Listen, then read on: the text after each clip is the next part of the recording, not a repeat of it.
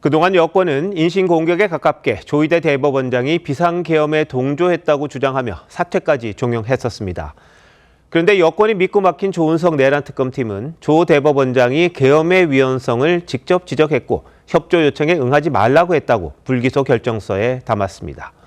그동안 마구잡이식으로 비난을 퍼부었던 장본인들, 무슨 말이라도 해야 하는 게 아닌지요.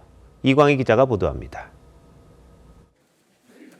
여권은 대법원이 비상계엄에 동조했다고 주장하며 조희대 대법원장을 압박해왔습니다. 위헌이야 라고 먼저 소리를 질러줘야 할 대법원장이 회의를 소집했어요. 조희대 대법원장은 윤석열의 불법 비상계엄에 부역한 주요 임무 종사자다. 하지만 내란 특검은 조희대 대법원장 불기소 결정문에 이 같은 주장이 사실 무근임을 상세히 적었습니다. 계엄 선포 직후 대법원 간부들은 조 대법원장의 지시나 소집이 아니라 자발적으로 출근한 걸로 확인됐습니다. 간부들은 당시 조 대법원장이 계엄이 위헌적이라는 취지로 말했다고 증언했습니다. 또 조 대법원장은 계엄사령부가 연락관 파견을 요청한다는 보고를 받은 뒤 파견하지 말라고 지시했습니다. 특검팀은 당시 대법원장이 위헌성을 지적하자 법원 행정처장을 비롯한 참석자들도 동조하는 의견을 표시했다고 명시했습니다. 군병력으로만 해소가 가능한 국가 비상사태라는 것에 대해서도 저희들이 공감할 수 없는 상황이었습니다. 위헌이라고 생각하는 것은 너무나 당연했고, 특검은 조 대법원장에 대한 내란 중요 임무 종사 고발건을 무혐의 처분했습니다. TV조선 이광희입니다.